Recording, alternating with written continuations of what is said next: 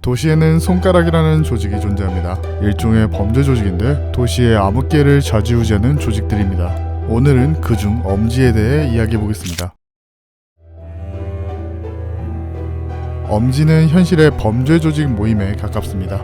메인인 엄지는 마피아를 모티브로 한 것으로 보이며 그 외 하청 조직도 야쿠자 같은 범죄 조직으로 구성되어 있습니다. 손가락이라는 거대한 조직이라는 특성 때문에 직접 활동을 자주 하지는 않지만 그만큼 활동하면 굉장한 역량을 보여주는 조직입니다. 주요 활동은 마피아처럼 뒷골목에서 보호세를 얻으며 크게는 날개의 싸움에 개입하며 이득을 취하는 전형적인 이득 중심적인 조직입니다. 특이한 점이라면 총을 굉장히 애용하며 로고에도 총이 마크로 있는 등 그 고가의 총기들을 말단부까지 제공하는 강한 조직력도 보입니다. 다음이 굉장히 특이한데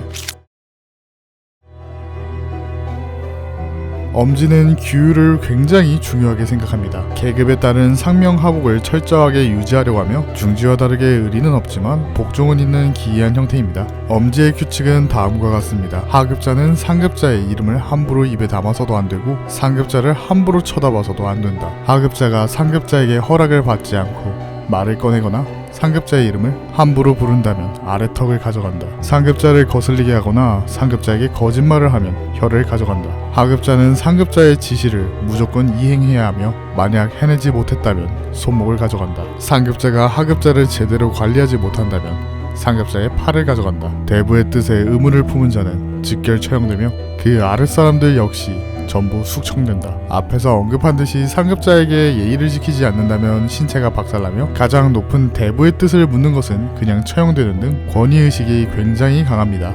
재밌는 점은 이 규율이 외부 사람에게도 적용이 되는데요. 외부인의 기준은 이렇습니다. 말단부인 솔다토는 일반 해결사급이며 그 위인 카포급은 1등급 해결사 및 협회의 직속 해결사, 그리고 날개의 임원, 그리고 그 친인척입니다. 언더보스는 날개의 이사, 그리고 언더보스 이상의 존재는 도시의 별의 주인 정도가 됩니다. 즉 날고기는 언더보스도 엔젤라에겐 말을 못 붙인다는 것이죠. 이 때문에 굉장히 묘한 조직이기도 합니다. 전투 직전에 아군의 신체를 잘라버리는 정신 나간 짓도 하죠. 왜 스스로 피해를 입히는지는 모르겠지만 특이한 조직입니다. 계급은 솔다토, 가포, 언더보스, 대부가 있습니다. 특이한 점은 군대처럼 호봉이 있으며 1에서 4까지 존재합니다. 이 또한 개수에 따라 상관이 나눠지는 듯 보입니다. 가장 말단부며 전투력이 뛰어나지 않으나 총기를 지침하여 무시할 수는 없는 수준으로 보입니다.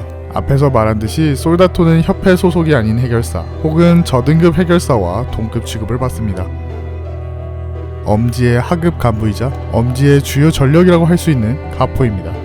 협회의 직속 해결사 및 1급 해결사는 카포와 동급 취급을 받으며 카포부터는 개인 스타일에 따라 무기가 달라집니다. 평범하게 총을 사용하기도 하고 그냥 냅다 주먹을 갈기는 카포도 있으며 검에 총이 발사드는 건블레이드 형식의 무기를 사용하기도 합니다. 작품에 나온 카포들의 전투력은 대략 근소한 1급 해결사 정도로 보이며 등급에 따라 다를 것으로 보입니다. 엄지의 상위 간부이자 둥지에 최소 한 명씩 존재하는 고급 인력입니다. 계급은 날개의 이사와 동급이며 작중에 등장한 캐릭터는 나이가 좀 있는 것으로 추측되며 카퍼보다는 품이 있는 모습을 보여줍니다. 당연히 카퍼보다는 강력한 것으로 추측되며 일종의 중간 관리직입니다.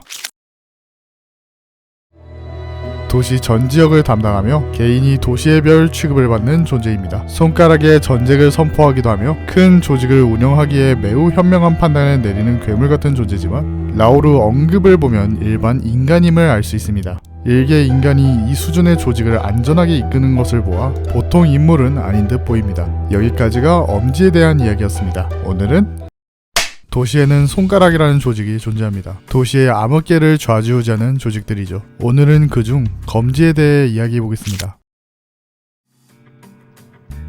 검지는 광신도 집단입니다. 이들의 행동은 지령으로 직결됩니다. 지령에 살고 지령에 죽죠. 검지의 유일한 규칙은 지령을 지켜내는 것뿐 다른 것은 없습니다. 이 때문에 지령만 지킨다면 뒷골목의 주민들도 검지에게 보호를 받는 등 이점도 있습니다. 다만 마냥 좋은 존재들은 아닌데 처음에는 몇 시 몇 분에 파스타를 먹어라 이런 간단한 지령만 오지만 시간이 지날수록 해괴하고 불가능한 지령들이 날아옵니다. 예를 들면 그림을 죽이라는 말도 안 되는 지령이 날아오죠. 고의든 아니든 지령을 수행하지 않는다면 해당 임무를 처리하라는 지령이 대행자에게 내려올 수 있기 때문입니다. 그래도 숙청 지령이 대행자에게 전해질지 전해지지 않을지는 모릅니다. 그래도 죽음의 불안을 떨어야 하니 죽는 것과 다름은 없겠지만요. 즉 검지의 조직원은 지령의 이행과 불이행만 따질 뿐 배신이고 뭐고 아무것도 없습니다. 직무유기를 해도 처리하라는 지령이 오지 않는다면 아무도 신경 쓰지를 않습니다. 개개인의 의지와 옳고 틀리고의 판단이 전혀 없는 채 지령만을 따르고 지령만을 위해 행동하기 때문에 그렇기에 검지를 잘 알고 있는 인물들은 그들을 좋아하지 않습니다. 지령은 포춘 쿠키의 종이 같은 작은 종이에 적혀옵니다. 이 지령을 검지의 전령이 가져오거나 아니면 간접적으로 보내집니다. 무서운 점은 이 지령을 수행하기만 해도 결론적으로는 검지에 큰 이득이 됩니다. 이런 이유 때문에 검지의 지령은 도시에 별로 지정되어 있죠. 이런 지령에도 문제점이 있습니다. 지령의 충족 기준이 애매모호하다는 점입니다. 전령의 기준에도 점점 의미를 알 수 없는 애매한 지령이 많이 보인다는 점입니다. 분명 검지의 인원들도 지령을 받을 텐데 꽤 많은 인원이 죽지 않을까 싶습니다. 그래도 지령에 특정 조건이 없다면 해를 입거나 이해하기 힘든 것들을 상대에게 조언해주는 정도는 문제가 되지 않습니다. 다음 문제점은 이들의 조직의 특성 때문에 거짓 지령을 의심하는 자가 전혀 없습니다. 물론 지령에는 검지의 인장이 찍혀있기 때문에 위조하기는 힘들겠지만 위조에 성공한다면 위조자를 처벌하라는 지령이 오지 않는 이상 검지의 지령을 충분히 조작할 수 있습니다. 도시의 지하 어딘가에는 지령을 만드는 공간이 존재합니다. 도시의 수많은 진동을 기록하는 추와 수많은 방직기가 있는데 지진계가 움직이듯이 추가 움직여 늘어진 실에 도시의 언어가 기록되는데 이를 방직자가 천을 뽑아대듯이 짜면 인간의 언어로 지령이 만들어집니다. 이걸 각 지역의 파이프에 넣으면 각 지역의 전령에게 도달하게 됩니다. 이 진동은 도시 사람의 행동과 소원이 반영되었기에 지령은 도시의 의지이자 일종의 만들어진 신이라고 볼 수 있겠죠. 검지의 직급은 수행자, 전령, 대행자, 방직자로 나눠집니다. 특이한 점은 상하관계가 애매하다는 점입니다. 대행자와 전령은 동급으로 보이며 방직자는 조직 내에서도 아는 인물이 극소수며 하급 직급은 수행자밖에 없기 때문입니다. 모든 직급은 도시의 지령으로 정해지며 지령에 따라 강등 혹은 은퇴가 될 수 있습니다. 대행자 휘하의 말단 전투원이며 검은 안대를 착용하는 게 특징입니다. 안대는 특이하게 앞이 잘 보이며 그저 장신구라고 합니다. 흔들리지 않고 지령만을 따라야 한다는 상징이 담겨 있다고 하죠. 도시 사람 중 지령에 의해 일부가 수행자가 된다고 합니다. 지령을 대상에게 전달하는 자들입니다. 비전투원처럼 보이지만 엄지의 카포들도 상대하기 까다로워하기에 마냥 전투를 못하는 것도 아닙니다. 뒤에 말할 대행자와 같이 수행자 중 한 명이 지령을 받아 안대를 벗고 전령 혹은 대행자가 되는 듯 보입니다. 검지의 무력을 담당하는 처형인들입니다. 각자 사용하는 무기가 엄지처럼 다르며 특징이라고 하면 매우 강력합니다. 최소 1등급 해결사 정도로 추측이 되며 특급인 아르갈리아 앞에서도 내장을 쏟게 될 거라고 협박하는 것을 보면 범상치 않은 것으로 보입니다. 지령을 어기면 보통 이 대행자가 나타납니다. 검지의 비밀 직급입니다. 소리와 진동을 해석해서 지령을 만들고 전령에게 배포하는 존재들입니다. 방직자의 존재는 대행자들도 아는 이가 거의 없습니다. 지령을 조작하기 가장 쉬운 위치에 있지만 다른 방직자들도 있으며 처벌하라는 지령이 오면 죽기 때문에 조작은 하지 않습니다. 조금 특별한 직급이라고 생각하면 좋겠네요. 여기까지가 검지에 대한 이야기였습니다. 도시에는 손가락이라는 조직이 존재합니다. 도시의 암흑계를 좌지우지하는 조직들이죠. 오늘은 그중 중지에 대해 이야기해 보겠습니다. 중지는 한국의 미디어상의 조폭에 가까운 집단입니다. 의리를 매우 강조하며 조직원의 복수에 대해 집착하는 집단이죠. 이들은 누군가에게 자신의 가족 혹은 소속원에게 해를 입힐 시 그 인물이 어떤 소속의 어떤 인물이건 신경 쓰지 않고 보복합니다. 이 때문에 중지에 가입되어 있는 조직과 인물들이 위해를 입을 시에는 중지의 간부들이 직접 되갚아주는 무서운 행동력을 보여주기도 하죠. 이런 속 좁은 모습과 반대로 소속원에게는 꽤 자비롭습니다. 우애를 중시해서 그런지 말단에 신입이 들어와도 환영회를 열어주며 간부인 작은 형님이 그 환영회에 가지 못해 하급 조직원에게 사과를 하며 자신의 카드를 빌려주는 모습을 보여주기도 합니다. 전투 시에는 하급 직급의 조직원을 그저 버림말로 쓰기보단 본인의 역량이 벗어난다고 하면 더 상위 계급이 대신 일을 해주는 모습도 보이며 하위 조직이 폭행이나 살해를 당하게 되면 굉장히 신속하게 등장하기도 합니다. 물론 이런 따뜻한 모습은 내부의 인물에게만 해당이 됩니다. 이 중 탈퇴를 하거나 배신을 하게 된다면 그때부터는 따뜻한 우애는 없어지고 완벽한 원수로 탈바꿈되어 해당 인물이 죽을 때까지 추적하는 모습을 보여주기도 하죠. 조직이 속이 좁다는 게 틀린 말은 아니겠군요. 앞에서 말한 듯이 조직 내부의 인원을 매우 아끼며 조직을 건드린 인물에게는 매우 적대적입니다. 다른 조직이나 해결사와 다르게 특이한 점이 있는데 안가품 노트로 기록을 한다는 점입니다. 이 노트는 직위가 높을수록 점점 큰 것을 착용하는 특징이 있으며 이 안가품 노트에 적힌 죄들은 반드시 갚아주게 되어 있습니다. 복수를 한다는 개념도 참으로 속이 좁게 표현이 되는데요. 중지 내부 규정에서는 한 대를 맞으면 훨씬 많이 두들겨 패야 된다고 적혀 있으며 심지어 간부인 작은 형님의 상대로는 심기를 건들기만 해도 사형이라는 등 최소 중상에서 최대 사망이 일상인 듯 보입니다. 이 안가품은 중지는 잊지 않는다라는 대사처럼 복수를 하기 전엔 잊지 않으며 도시의 어디에 있건 동서남북부를 전혀 신경 쓰지 않으며 계속 추적합니다. 작은 형님이 쓰러지면 큰 형님이 나서는 등 임무를 해치워도 안가품 장부에 쓸 내용만 늘어날 뿐이죠. 만약 강자에게 빚이 생길 경우에는 검지처럼 죽어도 돌격하는 정신나간 짓은 하지는 않습니다. 이길 수 없는 상대에게는 후퇴하고 후를 도모하는 융통성이 존재하죠. 다만 대상에게 직접 복수를 하는 형태만을 취하지는 않기 때문에 아무리 강력한 인물이라도 가죽까지 중지의 추격을 받아 살해당할 수 있기 때문에 중지를 건드리는 것은 그닥 선호되는 행동은 아닐 것으로 보입니다. 중지의 직급은 작은 아우, 큰 아우, 작은 형님, 큰 형님이 존재합니다. 이질적인 조직이긴 하지만 그래도 승급 제도로 승진이 되는 것으로 보입니다. 제복 같은 의상은 딱히 없어 보이며 자유롭게 입는 듯 보입니다. 동시에 모든 직급들이 무기술이 아닌 격투를 사용하는 것 같습니다. 중지의 말단부 계급입니다. 타 조직과 다르게 그냥 일개 병사 취급은 아님 진짜 동생 취급을 받습니다. 신입으로 들어오면 간부인 작은 형님이 참여해 환영회를 열어주기도 하며 다른 손가락의 인물들이 말단이 죽던 말던 신경 안 쓰는 것과 다르게 해당 계급에게 해를 입히면 역시 조직적으로 보복을 하며 보호를 할 수 있다면 보호를 해주는 것으로 보입니다. 간부는 아니지만 작은 아우보다는 높은 계급입니다. 작은 아우들의 상급자지만 서로 반말을 하는 것을 보아 일종의 분대장 같은 개념으로 보이며 작은 아우와는 무력 차이가 꽤 나는 듯 보입니다. 청소부들의 습격을 2파 정도 버틴 연출도 있으나 작은 형님이 곁에 있었다는 점을 생각해보면 5등급에서 4등급 해결사 정도의 무력을 갖고 있는 것으로 추측됩니다. 중지의 주력 전투원이자 행동대장들입니다. 이들부터는 하급 간부의 역할을 하게 되며 무력은 1등급 해결사 정도로 보입니다.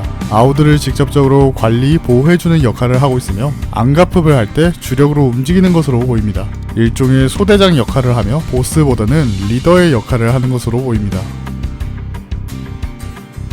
아직까지 알려진 중지의 최고 간부이며 알려진 정보가 거진없어 추측으로만 이야기하도록 하겠습니다. 둥지당 한 명씩 배치되는 것으로 보이며 작은 형님과 아우들의 이동과 방문 및 전투력 평가 및 승급 등등 총괄적인 업무는 이 직급이 하는 것으로 보입니다. 예상되는 전투력은 협회 부장급 1등급 해결사 혹은 특색에 준하는 전투력을 갖고 있지 않을까 추측됩니다. 인원수가 꽤나 적기도 하며 아직까지는 최고 등급의 간부기 때문이죠. 도시에는 손가락이라는 조직이 존재합니다. 도시의 암흑계를 좌지우지하는 조직들이죠. 오늘은 그중 약지에 대해 이야기해보겠습니다. 손가락은 기본적으로 조직마다 유교의 5덕목을 하나씩 갖고 있습니다. 엄지는 예, 검지는 신, 중지는 의, 이번 이야기할 약지는 지입니다.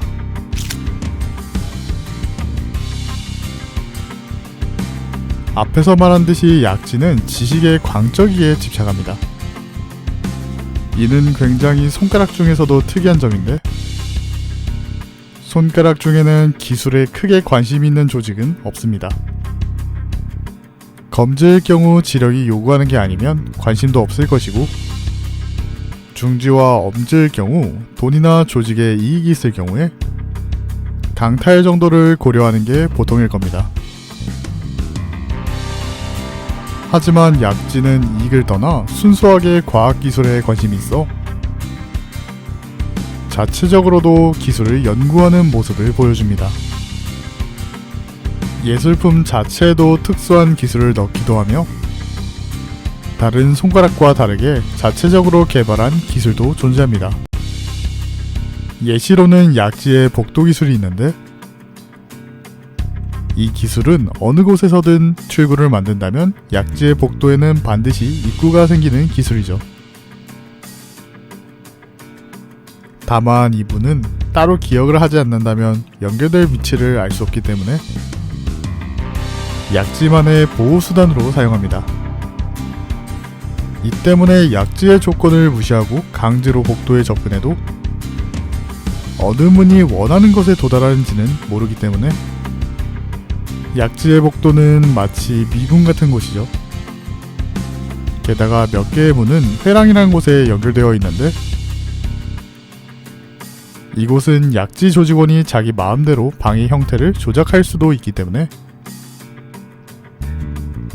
특수한 경우 유출이 되어도 위치를 자체적으로 변경하는 것도 가능할 것으로 보입니다.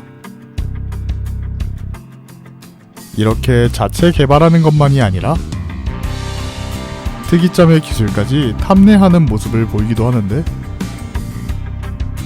8장에서는 대놓고 환해 기술을 탐내거나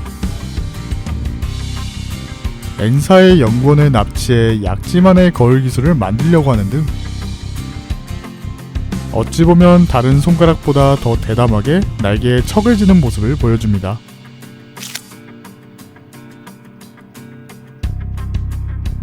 앞에서 말한 듯이 지식이 주요된 덕목이지만 아무것도 모르는 사람은 예술이 덕목으로 착각할 정도로 예술에 미쳐 있습니다. 다른 조직은 보통 수금이나 조직의 형태를 부풀리는 형태를 추구하지만 약지는 보호세 대신 예술품을 요구합니다. 예술품은 본인이 직접 만들어야 하며 약지의 본부인 갤러리에서 평가받습니다. 평가를 받은 후에 학점이 정해지며 학점이 좋지 못할 경우 약지의 보호를 받지 못합니다. 낙제를 할 경우 첫 번째는 경고를 주며 두 번째부터는 보호가 중단되고 세 번째부터는 자리에서 즉석으로 처형합니다. 이는 굉장히 불합리하기도 한데 평가하는 심사원의 개인적 성향이 들어가기에 통과의 기준이 매우 애매하다는 점입니다. 그렇기에 다른 조직에서는 약지의 이런 보호세에 대한 이야기를 종종 하기도 합니다.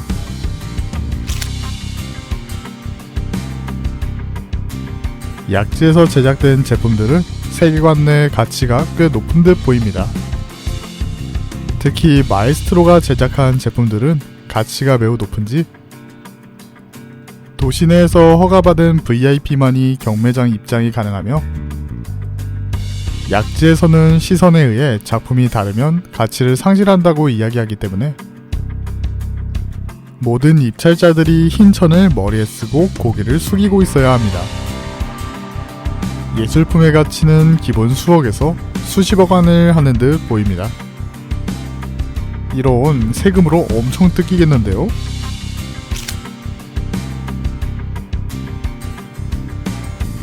손가락답게 조직의 계급이 존재합니다. 마에스트로, 도슨트, 스튜던트가 존재하며 더 상위 계급도 존재하는 듯 보입니다. 정보가 많이 없어 어떤 식으로 승급하고 힘이 어느 정도의 영향을 주는지 의문이나 예술적 감각이 승급에 큰 영향을 주는 것은 분명해 보입니다. 약지의 최하급 계급이며 화가를 연상하는 베레모와 앞치마 같은 조끼를 입습니다. 뒷골목 주민들의 작품을 심사 및 평가를 하며 주기적으로 마에스트로가 과제를 제시하기에 과제를 마감해야 되는 불쌍한 존재들입니다. 과제를 마감하지 못한다면 큰 처벌을 받으며 손가락 말단답게 꽤나 고달픈 편입니다.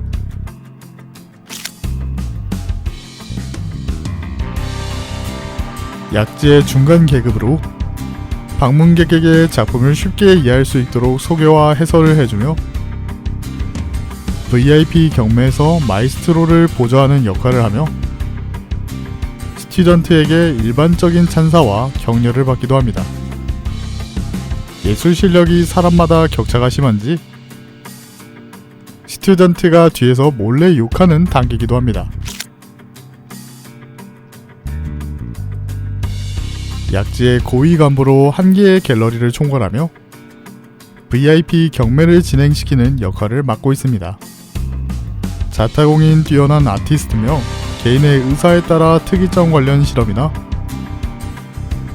기술 개발을 따로 하는 듯 보입니다. 작중에 등장한 실력으로 봐서는 1등급 해결사의 무력 정도를 가진 듯 보입니다. 여기까지가 약지에 대한 이야기였습니다. 오늘은 여기까지.